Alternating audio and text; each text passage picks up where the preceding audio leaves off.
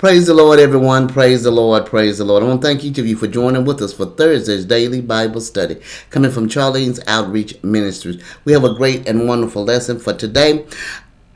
Jesus prays on the Mount of Olives. Jesus prays on the Mount of Olives. Come from Luke, the 22nd chapter, the 39th verse through the 46th. Amen. Before we get started, I want to ask if anything is said touches your heart, soul, or spirit, or you have any questions or comments, please feel free to jot them at the bottom of the screen, and I will get to them as soon as possible. Also, if you would like prayer, please let me know, and I will add your name to the prayer list. We're going to get ready to move right into our lesson, but we're going to first have prayer. Our Father, which art in heaven, hallowed be thy name, thy kingdom come, thy will be done on earth as it is done in heaven. Give us this day our daily bread, and forgive us our debts as we forgive our debtors, and lead us not in no temptation, but deliver us from evil. For thine is the kingdom, the power, and the glory. Dear God in heaven, I thank you, Father. I thank you for all the many blessings that you bestow upon us, those seen and unseen, Lord. We ask you to go with us, stand by us, lead us in the way that you would have us to go, in the mighty name of Jesus.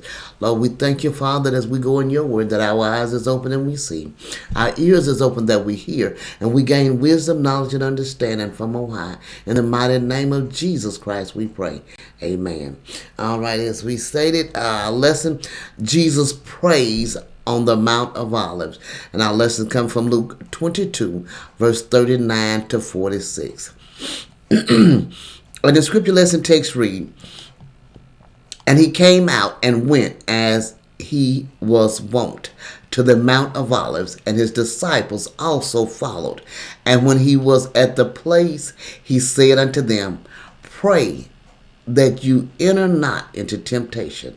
And he was withdrawn from them about a stone's cast, and kneeled down and prayed, saying, Father, if thou willing, remove this cup from me. Nevertheless, not my will, but thine be done.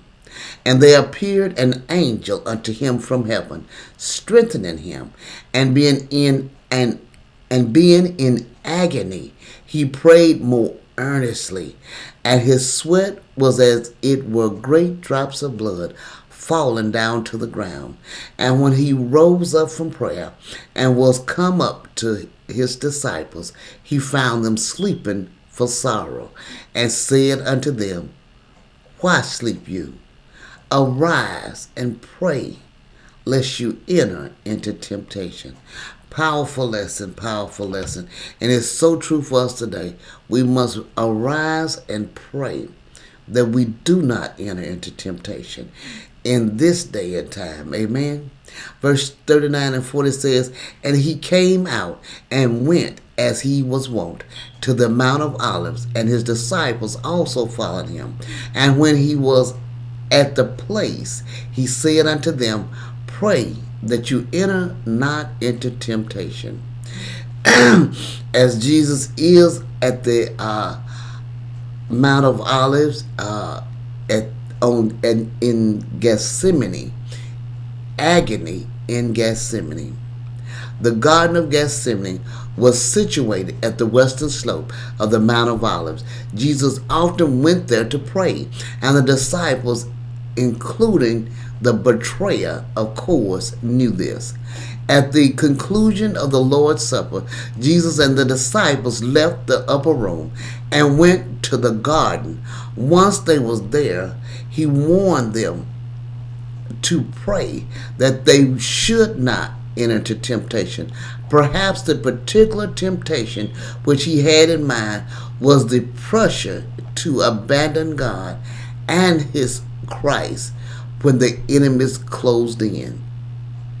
Verse 41 and 42 says, and he was withdrawn from them about a stone cast, and kneeled down and prayed, saying, Father, if thou be willing, remove this cup from me.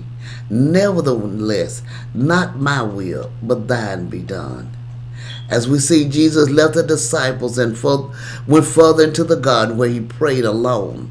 His prayer was that if the Father were willing, this cup might pass from him. Nevertheless, he wanted the will of God to be done, not his own will. He understood this prayer to mean, we understand this prayer to mean, if there is any other way, by which sinners can be saved than by my going to the cross and taking this brutal beating that they will give me, fully aware of what was about to happen. If it's any other way, please let's take that route instead of me go through this. Reveal that way now, please. The heavens were silent because there was no other way. We do not believe that Christ's suffering in the garden were part of his atoning work. The work of redemption was accomplished during the 3 hours of darkness on the cross. But Gethsemane was in anticipation of Calvary.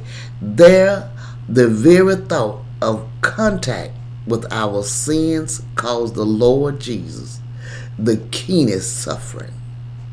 Verse 43 and 44 said, And there appeared an angel unto him from heaven, strengthening him, and being in agony he prayed more earnestly, and his sweat was as it were great drops of blood falling down to the ground. I could only imagine Christ could almost feel what it would be like going through the pain that they were going to put him through. To know exactly the pain and thing that you're going to go through. Many times we, even as Christians, may turn and go the other direction. His perfect humanity is seen in the agony which accompanied his travail. An angel appeared to him from heaven, strengthening him. Only Luke records this, as well as the fact that his sweat became like great drops of blood. It was so thick and heavy, just boom. This letter detail caught the interest of the careful physician. Verse 45 and 46 says, And when he rose up from prayer and was come to his disciples, he found them sleeping for sorrow, and said unto them, Why sleep you? Why sleep ye? Rise and pray, lest you enter into temptation. If you ain't prepared, you will fall. You will not be able to withstand. When Jesus returned to his disciples, they were sleeping not from indifference, but rather from sorrowful exhaustion.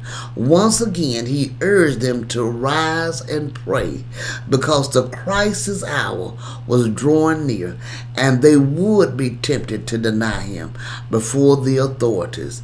Amen. This is a powerful statement. He was trying to get them ready, even while trying to get himself ready. He didn't want to leave them behind in no aspect of what they needed to learn. Such a powerful lesson. I pray you meditate on this lesson and have a wonderful and blessed day. God bless you.